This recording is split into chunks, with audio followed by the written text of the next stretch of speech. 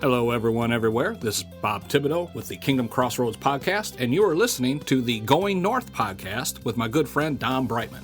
Be sure to subscribe to his podcast so you will not miss any of the upcoming episodes, and be blessed in all that you do.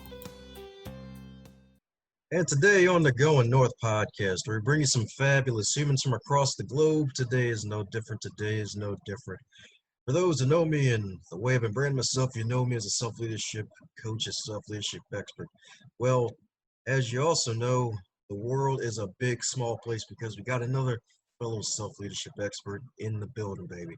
This guy right here, my goodness, a lifelong entrepreneur that's known for his impressively natural ability to connect with, understand, and empower those who are in pursuit of and willing to make significant changes in their personal and professional lives so they can end up being the best versions of themselves. And it doesn't even stop from there, because since he graduated from the Institute of Professional Excellence in Coaching in 2009 as a certified professional coach, my man has been changing the lives of hundreds of clients from all walks of life. And heck, even more recently, he's been working at his alma mater as both admissions coach, where he closed almost $22 million in sales in 8 years. 8 years, folks.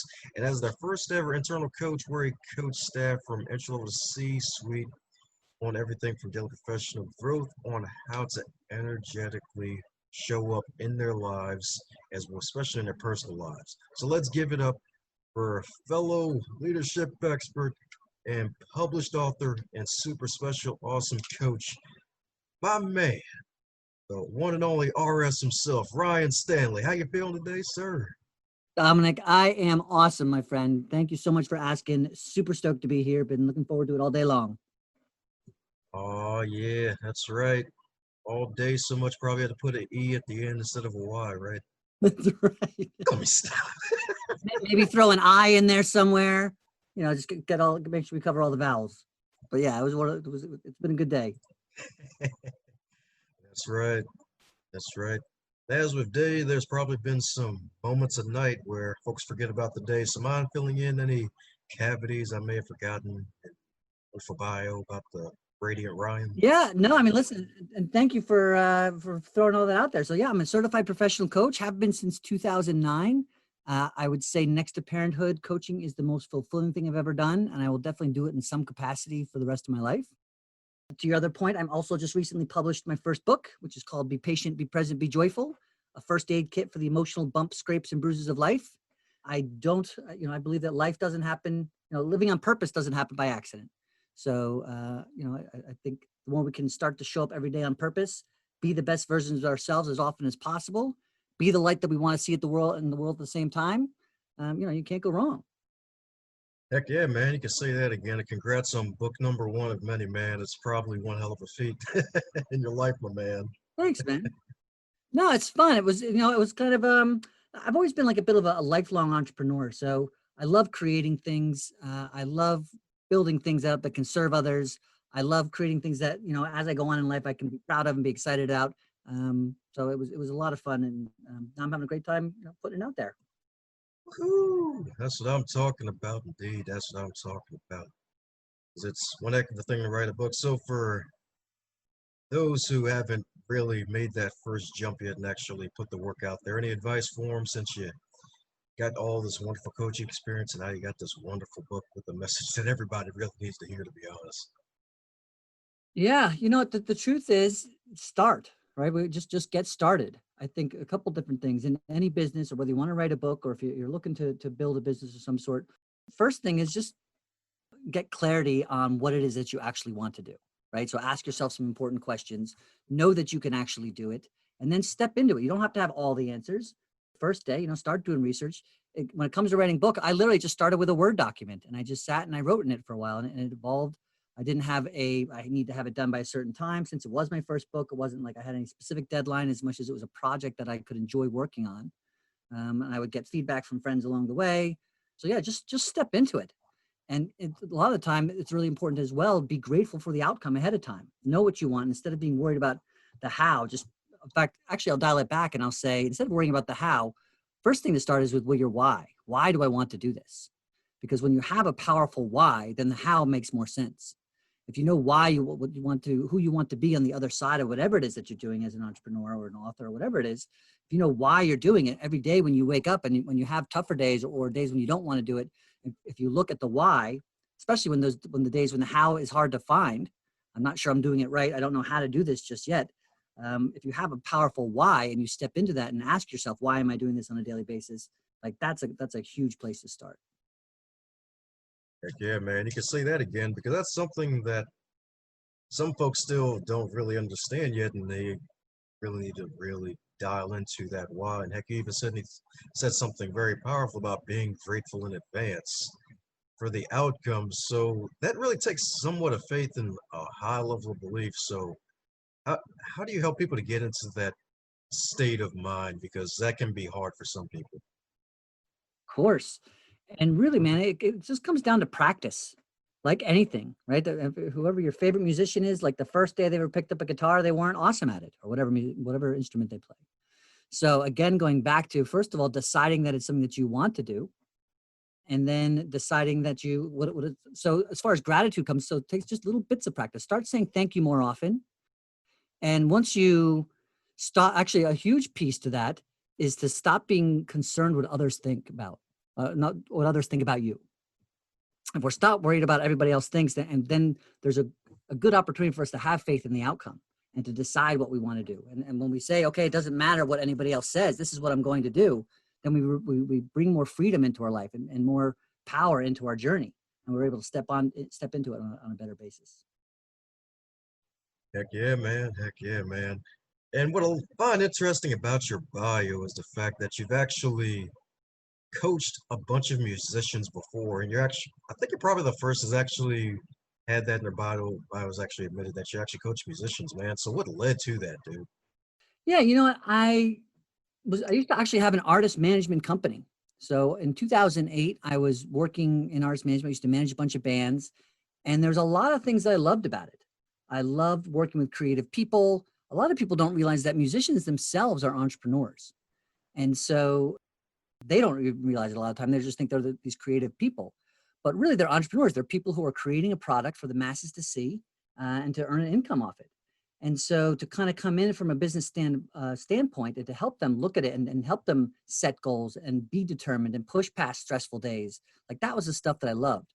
A lot of the time, especially starting off in the music industry, people don't have a supportive community. I mean, they might, but a lot of the music industry can be so difficult to get into, or at least that can be the perception, that people often will, tell their friends who are trying to be musicians, you'll never make it. It's difficult. Why are you doing this? Friends or family, So to have somebody who really has your agenda in mind, and that's the part that I loved. I didn't necessarily love dealing with shady club owners. And I didn't like, Yep. if I was working with a band and half the members didn't want to show up to practice on time, or didn't, feel like we needed to get as many gigs as really were necessary to make it, or, it turned more into babysitting than it was really about working together as a team. So that became frustrating. And like a lot of the time, I was at a point in my life where I was building a family, and I live here in New Jersey. And so to have to be in New York City, until 3 o'clock in the morning on a Wednesday on a regular basis, often wasn't ideal either.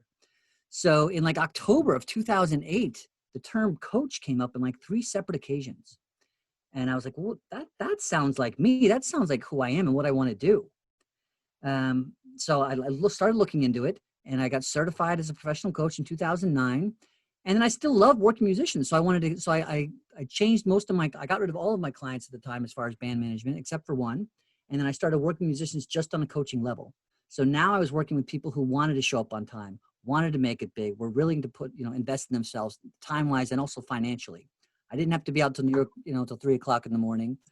I could really basically work from home. And I didn't have to deal with shady club owners. I didn't have to deal with all the stuff that wasn't just my thing. So, and as I learned this, it's like, as an entrepreneur who's always been on a bit of a personal development journey, going through coach training just added to that completely. So not only did I, get rid of all the things I didn't like, add all the things that I did like, but I also learned a lot about myself along the way. And then, so I worked really strictly with musicians as a coach for about 5 or 6 years.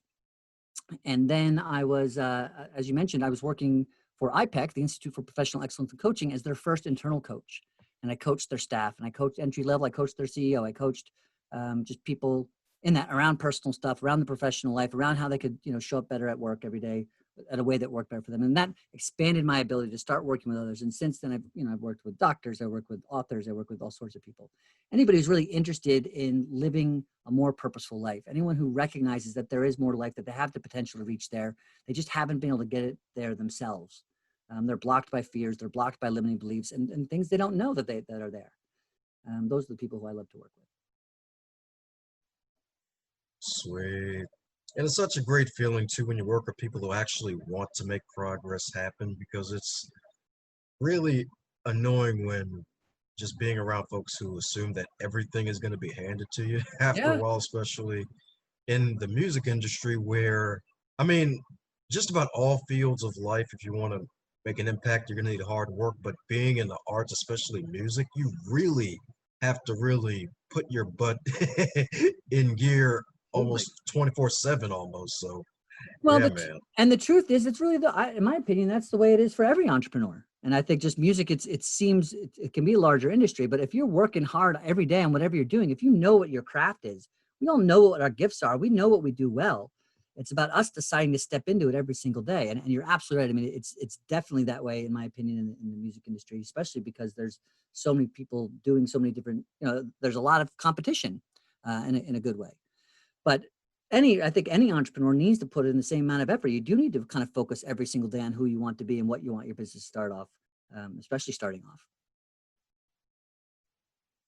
Heck yeah, because there's gonna be days where you're gonna be feeling down and out, and you're like, man, what the heck am I doing this? And it's like if you know that from the beginning and you keep reminding yourself of it, and if it's a darn good why, then keep going.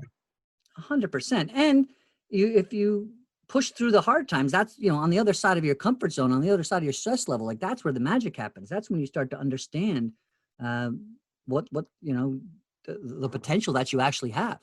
And the more you start to understand it, the more you start to see it. If you look at every single situation as an opportunity for growth, if you look at, a lot of people say things are failure, but really it's a lesson. And if you recognize that it's a lesson and you say, what can I learn from this? And you stop, really, it's the difference between going from judgment to curiosity. If you judge a situation as bad, you judge it as a failure, you judge yourself as having failed, as opposed to being curious as to, okay, so what can I learn from this?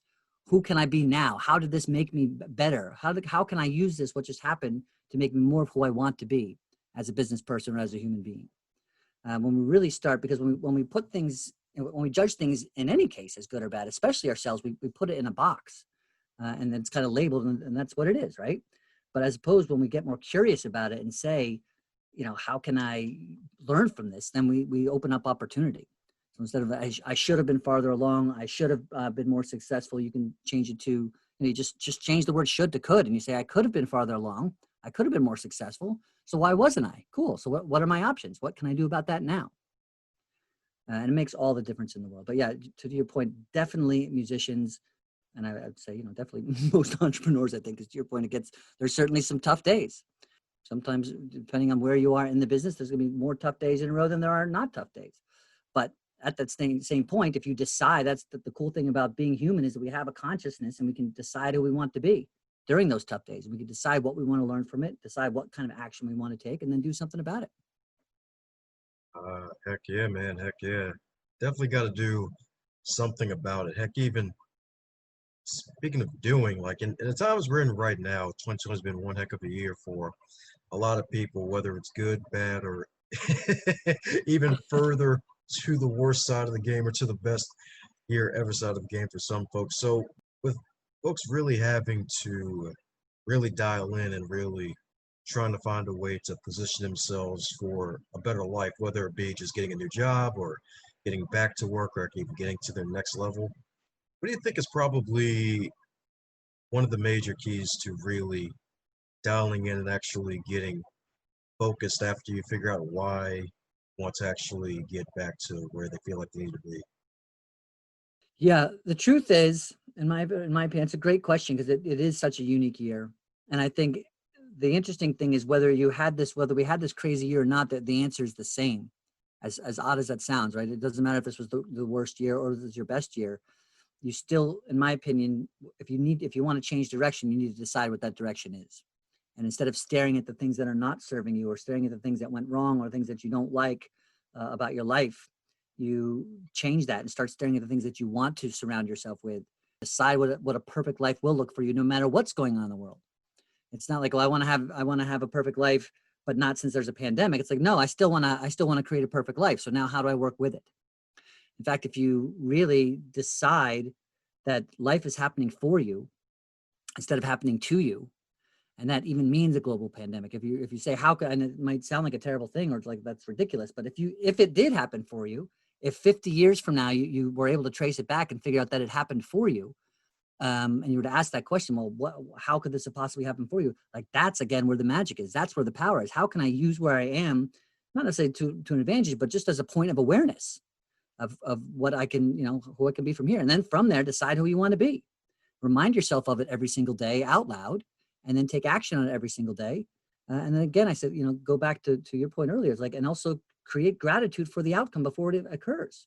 When you sit and spend more time and physical energy thinking about the outcome and being grateful for it and enjoying how you're, and imagining how you're going to feel and enjoy that feeling, you're pointing your body and your mind and your subconscious and from a quantum physics level, your life experience in that direction, as opposed to what most people do in the case of, let's just say, and rightfully so, by the way. I'm not saying nobody should ever do this. I'm not judging people for judging their life as much as I'm just observing it often. And even in a crazy year like 2020, when you can say, oh my gosh, this happened to me, that happened to me. And that's all you're staring at, or all this terrible things. You spend all your time watching cable news and looking at all the terribleness that's going on all around you. That's what you're going to bring more awareness of into your life. And that's what you're focused on. And you're going to keep kind of getting the same thing over and over again. So, global pandemic or not, it's like, create the perfect life in your mind, put it on paper, decide that it's an absolute possibility of an outcome, and then create gratitude for that outcome every single day and take action towards it every single day. Yes, indeed. Yes, indeed. Amen to that. Definitely create Was that too gratitude. much? Definitely got to create that gratitude every day. Oh, not too much. Oh, trust me. There's been too much moments before. That's usually after the interview, though, but that's a whole nother story. I love it. Yeah, but it's all good, though. It's all good, though. Yeah. So, with all of this magical magic, with this wonderful title of Be Patient, Be Present, Be Joyful. So, what led to that order? Because some may say, it's like, you know what, maybe I should be present instead of patient, or vice versa. So, what led to the specific order of the title? Because I feel like Be Present would be first, wouldn't it? In You know theory? what? That is a great point. And actually, my editor had that same conversation and thought with me. And I really had to think about it for a while. And for me, so let me just dial it back real quick. So it's a short book, right? You could probably read it in about 30 minutes. I am not the type of person who likes to read a ton. There are some amazing books out there that will change your life. And I probably read 3/4 of most of them. I'm not the type of guy that likes to read. And so as a coach, as someone who's been coaching for over a decade, I was seeing these consistent challenges in my clients and my friends and myself and my family at different times that were adding stress to life. And they were basic in the sense that it was patience, presence, and joy. And I feel like sometimes to be present can seem like an abstract concept for people who are new to self-development. And this book is a first aid kit for the emotional bumps, scrapes, and bruises of life, because it is something for people, and all levels of their journey. But specifically, it's written in layman's terms. It's very conversational, and people know what patience is in some capacity. And even those who haven't really done any work with being present, or even not real clear how that could feel, or maybe have done a little bit of it, I figured starting with patience is something where people can grasp the concept. And actually, even before that, there's actually a prologue. So there's a prologue, and the prologue talks about the fact that we are all creators. We are always and always creating. And that means literally, like right now, you and I are creating two men creating an awesome podcast. When you wake up in the morning, if you get up and you decide to put on a blue shirt, a blue hat, blue pants, blue socks, blue shoes, you're creating a man dressed in blue. But also, if you put peanut butter and jelly on 2 slices of bread and you put it together, you're creating a peanut butter and jelly sandwich, right? We create conversations, we create laughter. If you put a bunch of words on a piece of paper and put a period at the end, you create a sentence. Even when you're sleeping, you create a human who is sleeping, right? We're always creating something just by being. And so sometimes, maybe in a year like 2020, we might find that we create anxiety, we create stress, we create overwhelm, we create sadness, we create anger. And that doesn't mean that these things aren't valid, that we should never do anything like that. These are emotions that are part of the human experience. But if you're doing it often enough to where you don't like it and you want to change, in my opinion, the first step is to recognize that you are a creator and you are creating that to begin with. And then so once you grasp that concept, then we go into chapter 1 is be patient, right? So to a lot of the time where stress and overwhelm comes from is the fact that people feel like there's just not enough time. I'm too late where I want to be. I'm literally sometimes sitting in traffic. I'm late for something. I'm not in the right relationship yet. I'm still sick. Maybe I've been sick for a while. I'm just not getting better, or I'm angry right now and I'm not happy soon enough. Whatever these different things are, they have to do with patience. And so everybody understands, actually the interesting thing is everybody understands what patience is, but a lot of time, especially when I'm working with entrepreneurs and musicians, and we talk about patience and being patient, they feel like being patient means they have to just sit on their hands and do nothing and just wait for everything to happen. And that's not it at all, right? It's the opposite of that. It's just about how you're waiting, knowing that it is going to happen when it's supposed to. And if you believe that to be the case, again, we talked about that earlier, you have the faith, you have the knowingness that this is going to happen when it's supposed to, as long as I do my part. And my part is showing up every day. And some of the stuff I mentioned earlier, my part is creating gratitude. My part is having the faith that it's going to happen and then acting as if. And then with that is the patience. So you're creating a person who's patient. And so chapter 1 talks about, if you're really kind of breaking that down, what is patience? And then if you're feeling that way, to be curious again. So how would a patient person behave? If I was to create patience, I need to find out what that looks like. So how would a patient person behave? What does patience feel like? And when you detach yourself from the stress that you are considering, that you're already in, and instead start considering like, what would it be like to be patient? You are, in a sense, first of all, becoming patient because you're no longer worried about, when it's going to happen. And so now, and then you get curious about it, your mind is a machine and it wants to answer the question. So what does patience feel like? How can I create a bit? And then, to go back to your other question, like, how do we start? So you just start with, try to do it 1 minute at a time. Let me just spend the next 5 or 6 minutes being curious as to what patience feels like. And then once you make that a habit and you start to understand, okay, I was stressed because I feel like something wasn't happening. I can't really control time. I can only control who I am in the middle of time and in the middle of now. So now you're patient, then be present. So if you're not waiting on anything anymore, now you can just take it down to the human level. Okay, I've calmed the anxiety. Let me just be present now. What does that mean? Again, knowing that there's only now. So be present. Recognize the skin against the air against the skin of your face. Recognize, what do I smell? What do I see? Gravity, oxygen, sunlight, like all these things are here just so that you can live and so you can exist today. And if that's the truth, and it absolutely is, what are we doing with it? It becomes our responsibility to recognize it as a gift, enjoy it, embrace it, create gratitude for it, and be here now. And then once you're doing that, you're patient, you're not waiting anything anymore. You're here now. You're not worried about the past. You're not worried about what someone said 2 weeks ago. You're not worried about what someone somewhere else thinks in any capacity. You're not worried about what's going to happen next week. You're excited about life in general because you're here now and you know that this moment is a gift. How would you rather be feeling? How about joyful, right? Create joy. Create this feeling of love and compassion for life, gratitude for life itself. And gratitude, obviously, you'll notice, comes in all three of these places. If you're grateful for the now, you're grateful for your past, you're grateful for your future. Your past is led you to be who you are now, to the point, even if it was so frustrating and stressful and overwhelming that you want to do something else, that is now. Your past doesn't have to equal your future. So be joyful, create joy, create love, create gratitude. And again, to your point, people who are new to this, and we all have been at some point, you don't have to do it all day, every day. But the more often you do it, even if it's for a minute at a time, the more it becomes a physical habit. And the more you start to enjoy it, and the more you start to see the value of it. And when you start to realize that you are in charge and you are capable and you are creating this yourself as a creator, you're creating joy, you're creating patience, you're creating presence, the more you really start to be in control of your life. And then there's an epilogue, and the epilogue is keep going, right? On your worst day and on your best day, use those 2 words. And if you step into it, the only way you can get off the path of your purpose is to not keep going. So if you let other people get in your way, you let other people's beliefs get in your way, you get fear of what other people think get in the way. You stop going for any reason. It's okay to be tired. It's okay to rest, man. I mean, stressful things happen. Life can be quite an adventure. There's traumatic things that happen either to ourselves or to our family or to people we love or whatever. I'm certainly not belittling that, anybody's experience. I am saying to keep going. and decide who you want to be, and decide how often you want to work on that outcome, and then create gratitude for the outcome. Ah, yes, indeed. Yes, indeed. Definitely got to keep going. Sounds like a great plan indeed. Because joy is a state that isn't permanent. So, Yeah, to say the least. But the cool part is the more we really truly practice creating it and recognize that it does come from within and it's not based on things that are outside. We think it is. And it took me a really long time to really kind of get that down.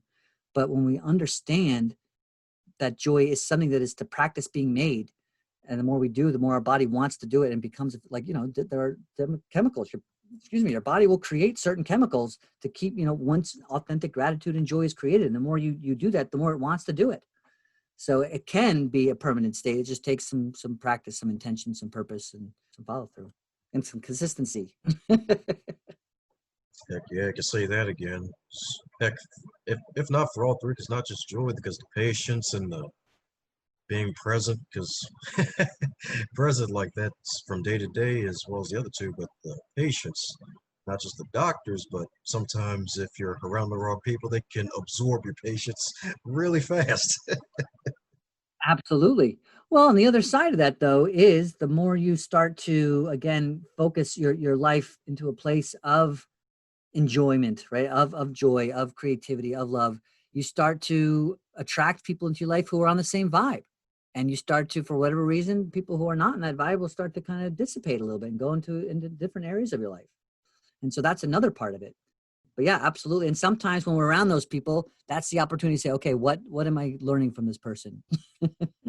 And a lot of the time the answer is patience. Oh yeah. Right? Patience, judgment, like all those different things. And the truth is that everybody, including ourselves, are exactly who they should be for every single second of life they've lived up until that moment.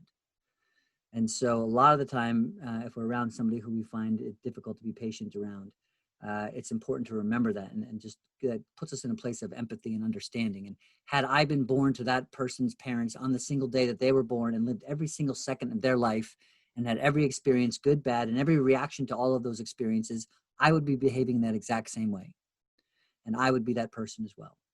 And so for me to judge them doesn't really make sense. Doesn't mean I have to love their behavior. Doesn't mean that depending on the level of the behavior that there aren't consequences that are, due.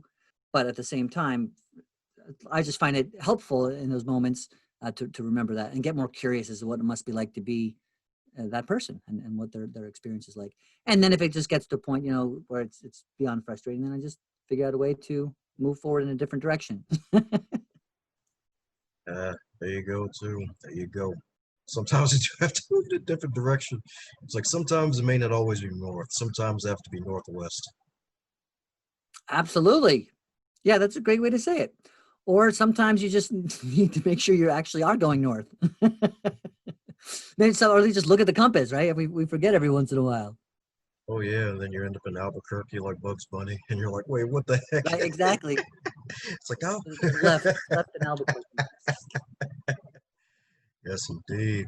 Especially if Elmer Fudd close up with the gun, it's game over. Yeah. And Daffy's close behind. Oh God, imagine both of them. Yeah, right? I remember like that. I remember being a kid and watching the old VHS. Like it was like the Bugs Bunny movie, which was really just a bunch of Bugs Bunny cartoons kind of tied together with like a little bit of an middle thing with Bugs and Daffy kind of flying around and underground and being lost. Throwbacks, and they've aged well too, because some of the kids are still watching them. Yeah. I have a 9-year-old and a 6-year-old all the time. They love Bugs Bunny. There you go. That's what I'm talking about. Well, since this is far from your first rodeo, is there a question that you wish you would be asked more often when you're being on podcasts? That's a great question. How about that one? Because I don't really know the answer is. So I wouldn't say there's one in particular. I love connecting with you. I love connecting with people. I love I love improvisation. I love seeing kind of where a conversation goes. So nothing in particular is popping up as much as I just anything that you are genuinely curious about, I guess. I always like to really kind of serve the audience and serve the podcast host. I don't know. Thanks for asking. I'll think about it. And maybe if I'm blessed to come back again, I'll have a better answer next time. And I'll let you ask me that one. Yeah, I got you. Some folks get stumped on that one. Like, oh, wait a second, I already said what I wanted to say. I was like, oh, you already asked that one. Like, oh, okay. It's like, yeah. Maybe you should. I guess I would just say it's like, listen, if I were to ask myself a question, it's what I'm trying to think out loud, and I'm thinking like, what is most important in life? And I think what is most important in life is to be here now and to recognize the gift of the now. And by doing that more often, and really embracing the fact that the odds of you even being alive are like literally trillions to one. And it's not just like in, how, like in the physical process of a child being conceived. It just means like with my parents coming together and whoever, the mother of my child's parents coming together and their parents coming, like the odds on all these different things in this particular sequence of DNA that made up me are trillions to one. And so here I am on this planet. I have oxygen, I have running water, I have gravity, and I've got everything that I could possibly need to have an amazing life.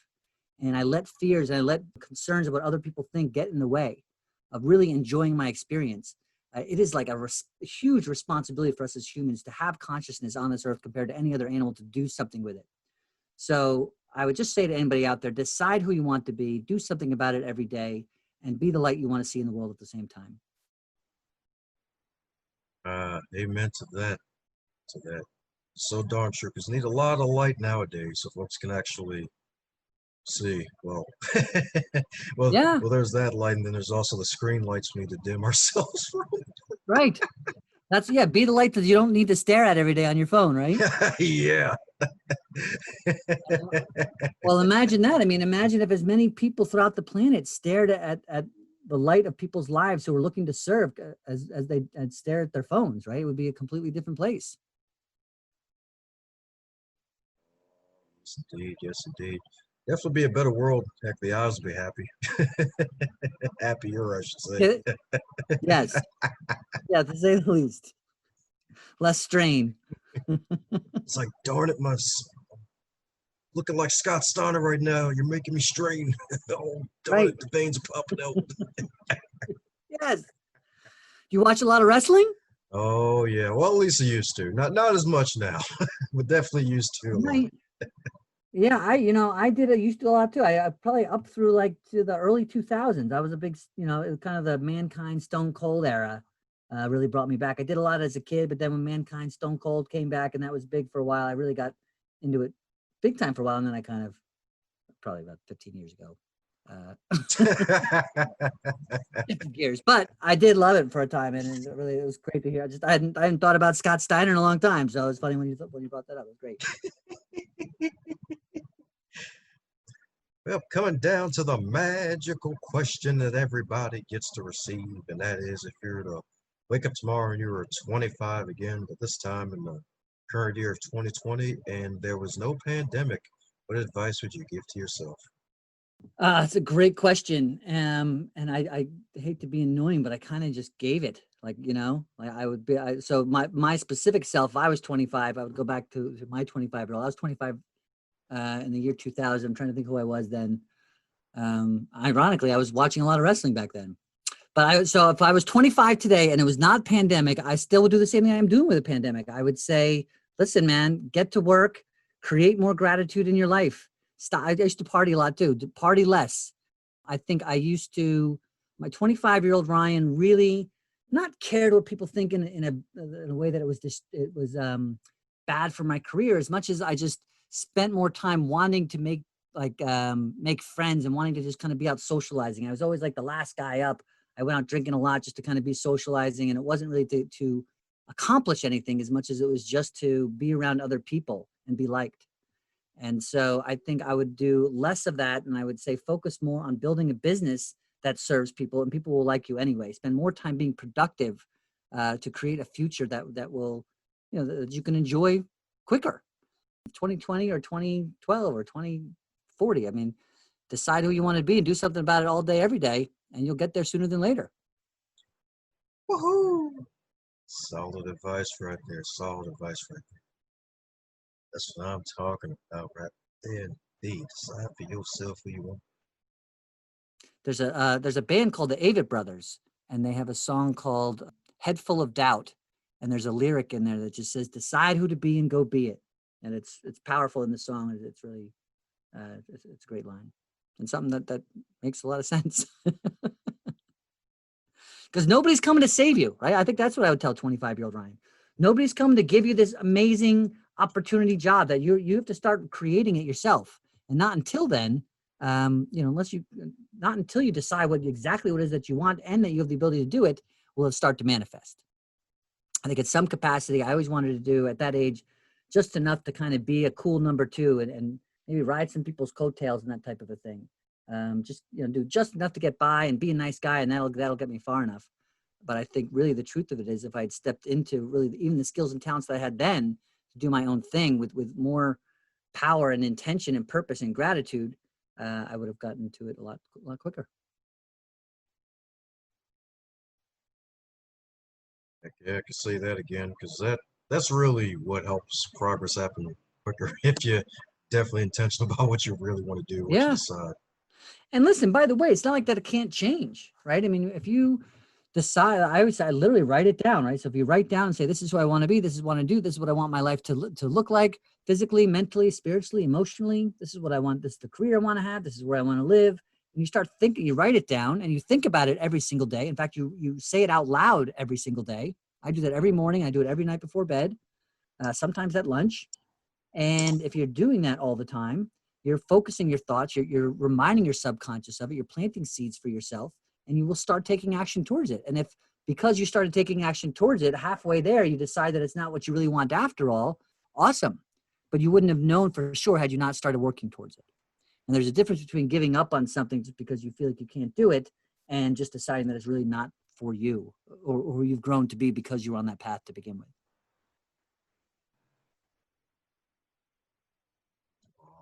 Oh, yeah. That's what I'm talking about. There you go. It's so true, because folks may think, like, you know what? Once I do this thing, I can't change for nothing. I can't have a dime or a quarter. I have to stay a penny forever. Like, no, you can actually be a nickel if you go figure. Well, and that's the thing. And that's how life's changed. You have to actually want to change. You have to recognize that this is, now that I know who I am, I have a clarity around how I'm showing up in everything I do, that it's not who I want to be. And it's not serving my purpose. So what is? And a lot of the time people say, Ryan, I mean, knowing what my purpose is a huge thing. And I have no idea, where do I even begin? I would say start with your purpose for today. Who do you want to be today? What's the best version of yourself today? And it's not like, oh, if I could be anybody, well, I can't be anybody because I don't have this. I don't have it. Well, who can you be with what you have? Start with what you have, and then intend to be the best version of yourself today. And what kind of answers come to you about what your purpose could be from there? And again, to your point earlier, you might be a penny for a while. That might be your purpose. And then after 2 years, all of a sudden you recognize you come across a nickel who seems pretty cool and it seems to be doing something different, but you never considered it before. But now that you see, because you've been a penny long enough, but it might be cool to be a nickel too. That's right. Then you tour the world with a bunch of music albums and you have a lot of confused love. Exactly. Did you say confused love? Yeah, because I was like, that was a bad innuendo to the Nickelback band. I missed that one. That was good. Now that you say it. Yeah, see, I didn't even know. I didn't even know they had a song called "Confused Love," which is why I think I didn't. But no, that's just what I call hate. Sometimes usually hate is confused love. Right. Like, did you hear this band Nickelback? They got this bad music. It's like, yeah, I know. It sounds so good, right? Like, wait a second. What did you just say? Nothing. Like, okay. Yeah. Well, again, patience. It's an opportunity for patience. That's right. That's right. From the music doctor himself, right? Yeah, to say the least. Woohoo! Well, for those who want to get in touch and really get onto that path where they can figure out how they can turn from copper into a silver nickel, which is probably worth more than an actual nickel, what's the best way for folks to reach out to the Radiant Ryan? So the best way is really just to go to ryanstanley.com, RyanStanley.com. And if you want to buy my book, you can buy it at if you go to ryanstanley.com, there's a button that says "Be patient, be present, be joyful" on the menu. Click there. In fact, if you do buy a copy from me on the website, you'll get it directly from me. You get a signed copy, a little note to you, and depending on my availability, you'll get you can get a complimentary coaching session as well. But of course, the books. Listen, if you want to just make it easier, it's obviously it's on Amazon, it's on Barnes and Nobles where books are sold.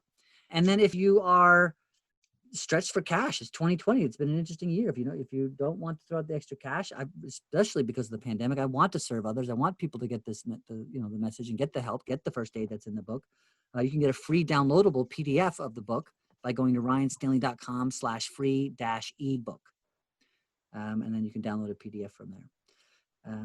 Yeah. Otherwise, I'm on social media. If you go to ryanstanley.com, there's buttons on the page. There's a Facebook button. I'm on Twitter. I'm on Instagram. So love to connect. Feel free to message me there. And please stop by. Please tell me that you heard me here on Dom's show.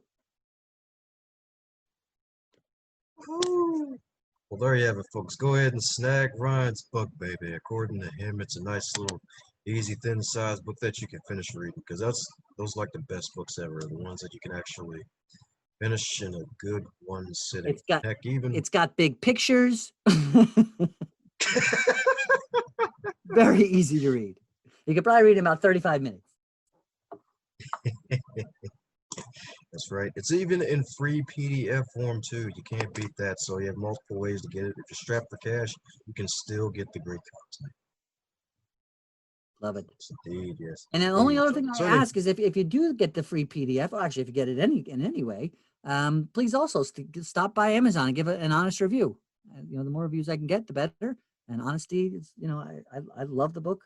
I wrote it for as much for me as I did for everybody else. And so whatever you think of it, I trust your judgment. I'd love you, whoever you're out there, to put it out there. There you go, folks. One of the wonderful lifebloods of authorship is reviews, book reviews. We need them, folks. Help my man Ryan out, baby. He needs it. We all need it. That's right. Don't feel like buying, you can definitely leave a review. Help out the whole ecosystem of goodness. The whole ecosystem. We're all on the same team. Woohoo! Heck, you can say that again. Definitely say that again, indeed. Especially since we're both on the East Coast. Literally, yeah. Oh, man. So any parting words for the folks still listening, Ryan? Thank you so much for spending some time with us tonight. I appreciate your ears. I appreciate your thoughts. If you do reach out, I appreciate any perspectives or opinions. Hit me up on any of the social spaces and let me know what you thought of the interview. Thanks for being you. I hope to cross paths in person one day. Thanks a bunch for your listening ears on the Going North podcast. I hope you really, really enjoyed that episode. If you enjoyed the episode, be sure to share it with your friends and family, especially those who love podcasts and love listening to some inspiration and motivation.